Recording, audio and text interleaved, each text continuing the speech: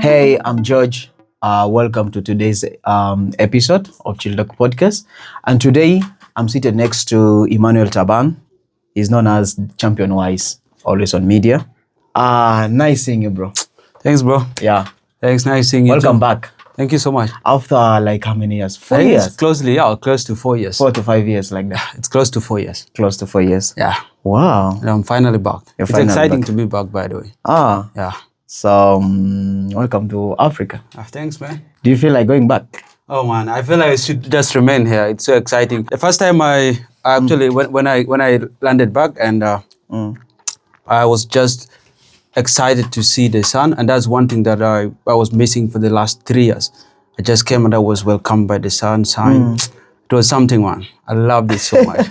I remember when you arrived, you called me like, "Hey George, do you know that even I didn't sleep with a bedsheet?" Yeah, man. It was It hot. was super hot. Yeah, it was hot. Yeah. I think your body got used to the weather and that stuff. Yeah, I think so. Now, right now, with all this time you're being here, don't you think your body also got used to this temperature again? Oh, but the other thing is that I've been always in Africa, like most of the time. This is where I grew, and I just went recently, like 3 years. So it's easy for me to Cope up. Yeah, to cope up because this is where I've been growing. So it wasn't hard for me to get back into the warm weather. Okay. Yeah. How did you get your access going to Canada? I think it's just like it looks like at the start. I went to Canada through a program called SRP.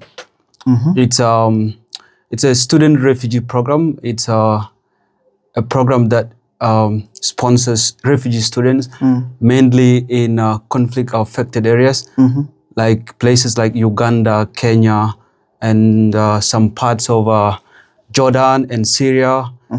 So this program is sponsored by a non-profit organization, a Canadian organization called WUSC.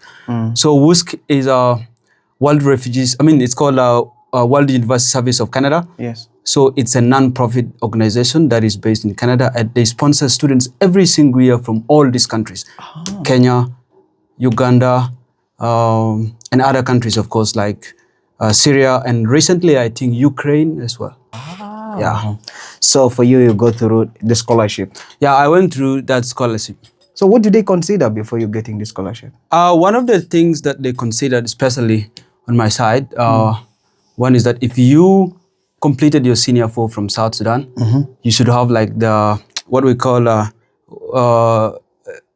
the senior 4 equivalent. Like if you're from South Sudan, you should have completed your senior 4 there, and then you should have from 65% above grades. Okay. And then when you are from Uganda, you should be someone who has completed senior 6.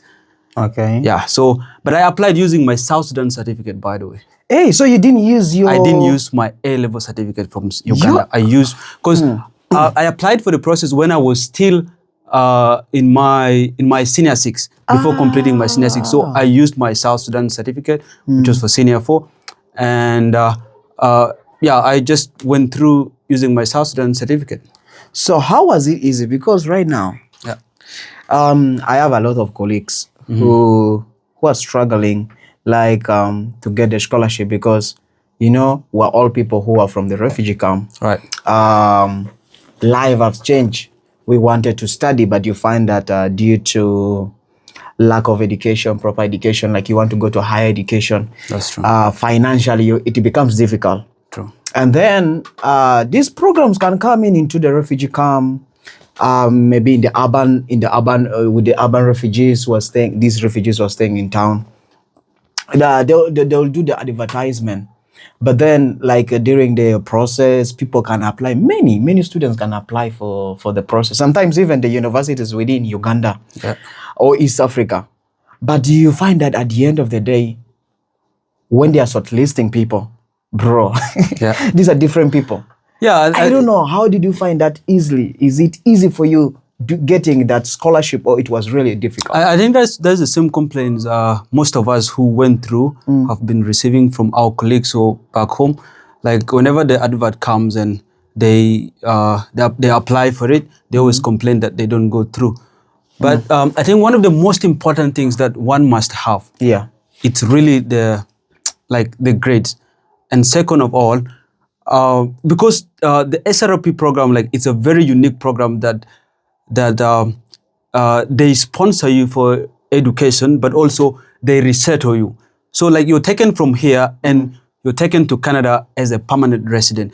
So a permanent resident, it's like an equivalent of a green card holder in the US, where you almost have, if you have the PR status in Canada, so you enjoy almost every right as a Canadian citizen, except that you're not allowed to vote in election. Aye. So for you to get that resettlement, you need to have a very strong story that can convince those people that are going to interview you. Like, what is the reason why you escaped your home country? You should have been through some story that it's really scary. And one of the things that I've also noticed that throughout the process of the application, you must keep consistency. Like if you write your story in the application, the reason why you escape your country, that story must be kept throughout. Even when when they'll be interviewing you, that is the same thing that you have to tell them. So in any case where you try to differ from the story you've written, I think that's where you have messed up with the whole process. So one of the things that I think everyone who is applying for this must consider is, one, consistency. You must keep the consistency. The same story you've written in your application should be the same story that you will be telling these people when they will be interviewing you. Okay. And then second of all, it's also, I would say, the resilience, because I actually didn't intend to apply for this scholarship. There's a day we both live in Rhino Camp, and you were in Ofwa? Yeah, I was in Ofwa. And I was in Ariaze. Yeah. So there was this day, I just went to the base camp, in Euro base camp. Yes. So as I was coming back from, because I used to like do volunteer job with this thing. So there was this day I was taking a report to the base camp. Yes. And I got this friend of mine, and he told me that there's this opportunity. I saw an advert out there for a scholarship. Why don't you apply for it? I was like, man, you think I really have all these qualifications? So I was even doubting myself. So I came home and I was like, okay, let me just give it a try. I applied for it, and then after some good months, they shortlisted, and I was also informed that your name is out there. They've displayed it outside. I was like, okay, this thing looks serious. And I was like, the next day we did a language test where they want to test your English, language proficiency, your level of English or French, if you applied in using French. But I did in English, so English. They had to determine my language proficiency. So I did that test and I went through, and again we were shortlisted for another one.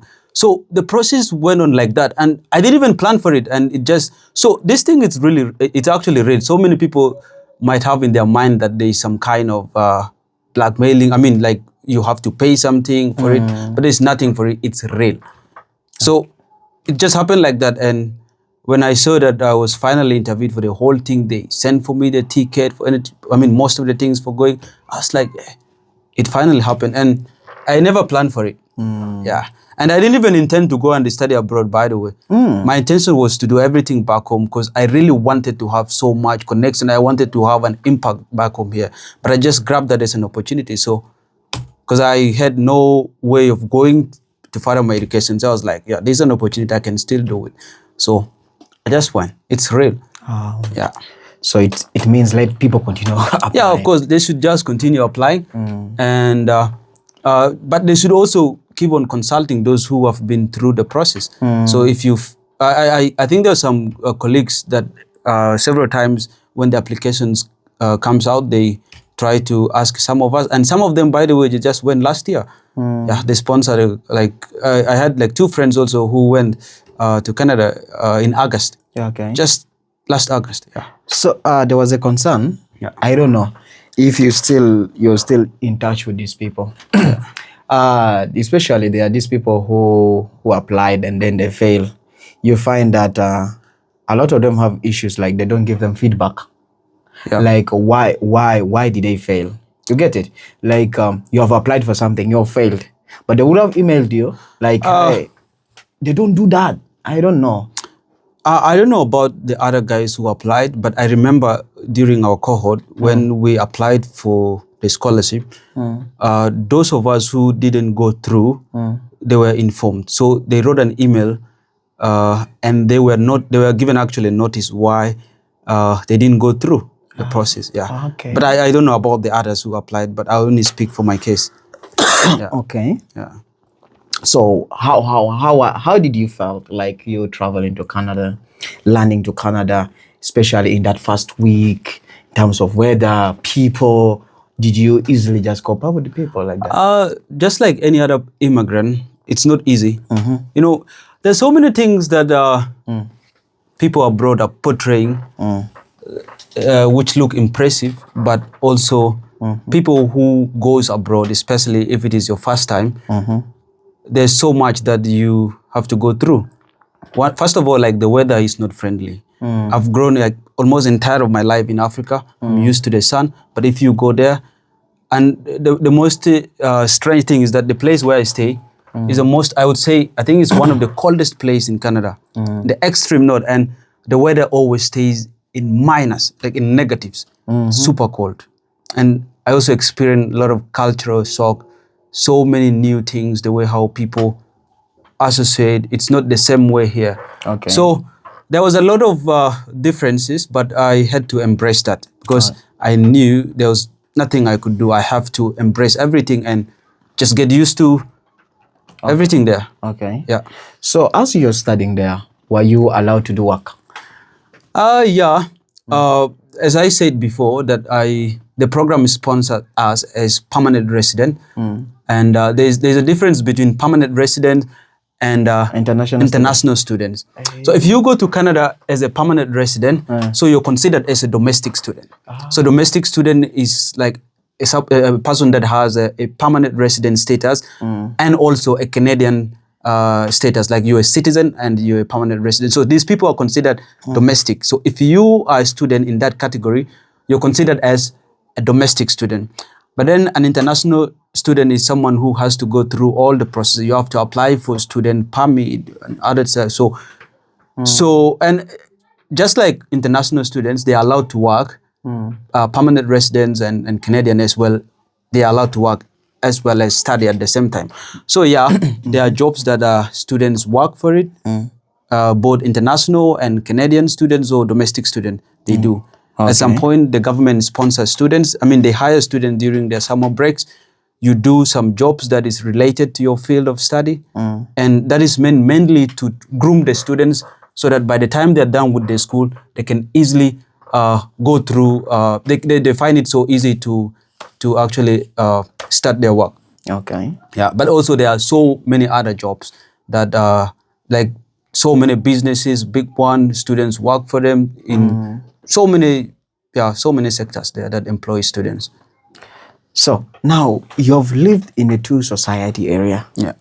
Like you've been in Africa and then you've been in America. Those are two continents, Right, with different culture and whatever. Totally when you true. compare the two, how do you rate life? I think there's always this interesting thing about Africa. Yes. Like so many people, they don't really see the importance of being in Africa until they go abroad. That's what I would say. First of all, like in Africa, there is the sense of community where people live. Like if I live in Africa, like for you, for instance, Yeah. I don't have a home maybe in Africa, Yeah. but I can still stay. I can go and stay with my friend. I can go and stay with my family, my relatives, my brother. I can stay. But in most of these Western countries, I think it's not true. So there is a kind of like in Africa, there is I would say like socialism where people live together. They embrace that. But outside, there's a lot of what I would call individualism where everyone thinks about themselves. So you have to accept that reality where you have, they just consider like if you turn 18, you're an adult and you must be knowing exactly what you should be doing. So if you live there, you just do things for yourself most of the time. There's no one who is, but if in terms of preference, of course, I would still prefer being in Africa because like the time when I arrived back here, the way I was welcomed with my friends, my family, the time they spend with me at home, it gives me a very different vibe. So I was like, this is real home. Yeah. That's the difference. That Okay. is the difference. Yeah. Now, it's one of it's a very common thing with us, Yeah. especially we Africans. The moment you have a relative outside, they tend to believe that guy has money. True. Do you think there is money out there? I think that's a very interesting story. Yes. I actually have so many friends. Some that we went through the same program, Yeah. and others I just met them there. Yeah. And this is one thing that they have been struggling with. Yeah. You know, people always have this perception that when someone is abroad, like they easily get money. Yes, there is money, but also there is high cost of living. That's one thing. I don't see any difference between being there and here, because here you can work under some small payment, but the cost of living is not high. So imagine living abroad, you're getting money, but you have to pay rent of around 1,200, like 1,200 per month. So, and one of the things that is actually making most of guys staying there so depressed is that there is a lot of pressure from back home, from people who are their relatives, their friends. They just believe that once you are there, you just get money. The money is there. But there is money, but also you have to Work for pay. You have to work for it. That's one thing. But also, after getting the money, you have to pay your bills. You have to pay for your rent. You have to pay for your phone plan. And if you have a car, you have to pay for your insurance. You have to fuel it, and so many other things. So, yeah, there is money, but there is high cost of living. So I don't see any difference. It's just like here, you might be underpaid, but the cost of living is low. Very low. Yeah. Okay. I think one of the things that I appreciate about my family is that they totally understood that I went to Canada as a student. So they didn't give me so much pressure, or asking for money, or in fact, when I was there are so many things that they could hide from me. Some things that they were going through back home, they could hide it from me because they didn't want me to go through, like that depression. They really didn't want me to know everything that was happening behind that would put me in a very bad situation.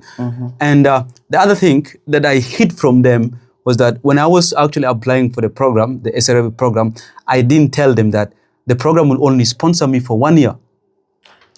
So the program sponsors only for 1 year? The program sponsors only for 1 year.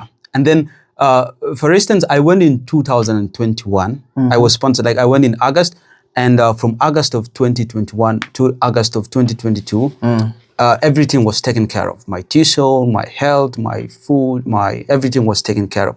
But then the following year, that starting in August of 2022, I had to do everything by myself. I had to pay my tuition, I have to pay my rent, I have to pay for my grocery, I have to take care of I have to pay for my phone plan, everything. I had to do it by myself. And the reason why I didn't want to tell my family that the scholarship would only takes 1 year.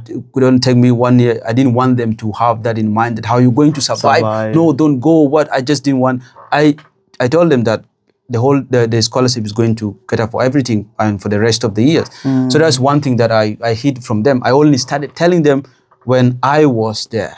So that was one thing, and they clearly understood that. Wow. Yeah. That's then it means if you're not a hard-working person, yeah, bro, one day deport you back. I think they won't deport you for petty things. So one. And I by the way, I forgot to tell you this. Like if you're going to Canada as a student, international student, one of the requirements now that is needed of you is that you should have an amount of close to that's like $15,000 in your account, or you should have it, that money as an international student. That money would actually signal that you can sustain your living if you go there as a Canadian. Without any job, you can still use that money. So it's one of the conditions that they give to international students. You have to have that amount of money in your bank account. Okay. So yeah, life is hard, of course, but of course, at the end of the day, you have to make things happen.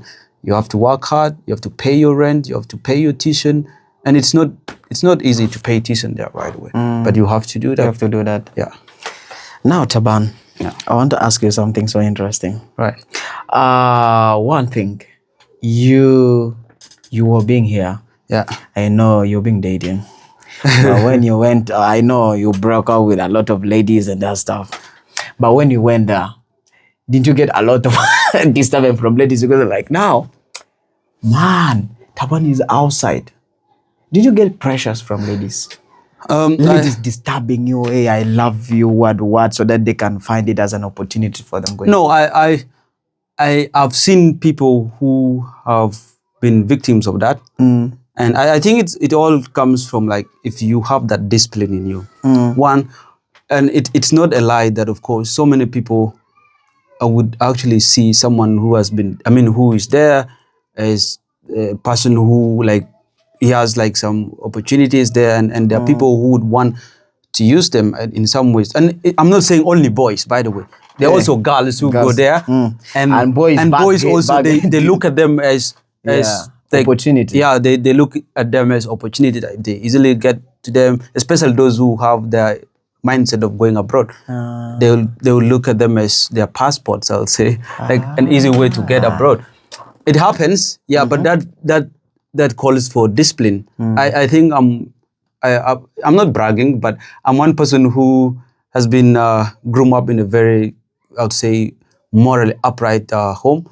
Before I went abroad, like, I was taught so many things. So I went there when I was already a grown-up person. I had so many things in mind already, and it's not easy to disturb me, by the way, unless I accept myself to be disturbed. But and one other thing that helped me so much is that I ignore so much at some point.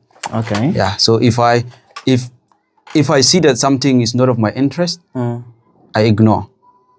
Yes. Yeah. So you're planning to go back? Do you think you're going to remain as a permanent resident, like a full citizen of Canada now? I think that is a question that for now I will not answer. But I've always wished to be home. I've always wished to stay in South Sudan. I wish to make friends in South Sudan. I wish to make connections. I wish to work in South Sudan. If at all there is any impact that I wanted to have on any other person, I wanted that impact to be on my fellow countrymen, like South Sudanese. So it's obvious that at some point I would want to be home in South Sudan, not even in Uganda, but in South Sudan. Yeah. Yeah, so thank you so much, Taban. Yeah. One thing, maybe one last thing that I would really want you to talk about. You know, you're a youth. Yeah. We're all age mate. Right. We're growing up. There might be things that you've seen that you really feel like you want to really talk to the fellow youths. Yeah. Any advice that you would like to give as we're growing up? Yeah, I totally have so many things that I would advise people, like my friends, like you, the other person behind the camera, people who are in the same age group. Yeah. And one of the things is that I think one thing that I've learned of recent that is very important is that if you have any opportunity in your life, anytime, just use that time to change your own life first. I've seen so many people when they are growing up, so many young people, my age mate, when they are growing up, like they have that, like they become so much ambitious to an extent where they want to change like the broader community within a very simple, and you find that they waste most of their time trying to do that. And that does not happen easily. So imagine that that time that they waste on wanting to change the community and the other, that if they invested that time in changing themselves, like trying to create an impact within themselves, and then after that you can like expand it to the community. I think that would be very important. So if you have any time for yourself right now, Joe, like I've seen that you're doing great on this podcast right now. By the way, that's one thing that I in fact, when I was coming here, when it was becoming much clearer that I was going to be on this podcast, I was like the previous people that you had on this podcast, these are people who are good in something. Like you had guys like Jixana, like Franco, like Bro Ben, like A-Pass. These are guys who are good in singing. So I was like, when I was about to come, I was like, hey, now these are people who are known for something. So I'm just like this ordinary person. What am I going to talk about? Like, there's nothing specific that I'm known in doing, right? So you might just describe me as a student, I don't know. But if there is anything, specializing in something is very important. If you love podcasting, like what you're doing, just place every resources that you have, every single time. Like just put that every effort in doing what you love so much. I think that would really have an impact in your life. And that goes to every single person out there, a young person, a lady or a guy. If you love something, just invest your time, invest your resources, make consultation, make friends, and make people who also love doing that, and you find yourself learning a lot from it. Use your phone for that, get it, watch podcasts, people who are doing great in that, and learn from them. I bet you will not see this podcast the same again the next 2 years. Yeah. And then I also have an advice for, most of the time I talk to my sisters, and Yeah. I love them so much, by the way. I love being with female friends. Not only female friends, but also my like female relatives. When I always stay close to them, like one of the things that I tell them is that, like, in most cases, I think they become so much like they victims of, to most of us, like boys, by the way. So they're easily deceived, I would say. And I don't really see that, like, when I see that happening, it doesn't make me happy. Because like when I see any other girl out there becoming a victim of such a situation, it makes me think that that's the same thing my sisters home are going through. And it just like, it makes me think more about my sisters. Like I just become like unstable in mind. That's the same thing that my sisters back home are going through. That's the same thing that my female relatives are going through. Yeah. So they should also get focused on their lives. That's one thing. Wow. Yeah. Very That's interesting. amazing. Yeah. Thank you so much, champion. Thanks, man. Yeah. Thank you so much. Why do you call yourself champion wise?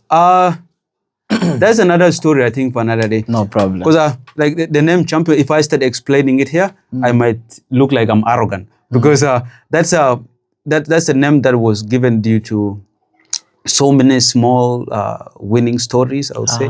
Yeah.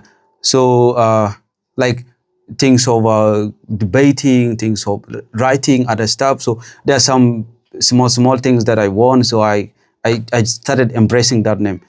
So at some point I would identify myself as Emmanuel Champion wise. At some point I would say, no, I think I'm grown up person. I don't have to keep that name again. So yeah, but if I feel like I want to be identified as champion wise, I accept that. If someone wants to call me like champion wise, I accept that. If they want to call me Taban. And by the way, one funniest thing that so many people don't know is that my real name at some point is called Latio. Yeah, that was a name that was given to me by I think my parents or something else. So my mom told me that that's my name, Latio. Latio. So my name will actually be Emmanuel Latio, not even Emmanuel Taban. Yeah, but I go with Emmanuel Taban on all my documents right now. Okay. So champion Y is just some social media name. Okay. And that's it. Thanks for coming for Chill Talk, man. Thanks, bro. Yeah, I'm Thank very you so happy much. seeing you. No Finally. problem. Go. Yeah. See you. Catch up. Take care. Oh, okay. Good.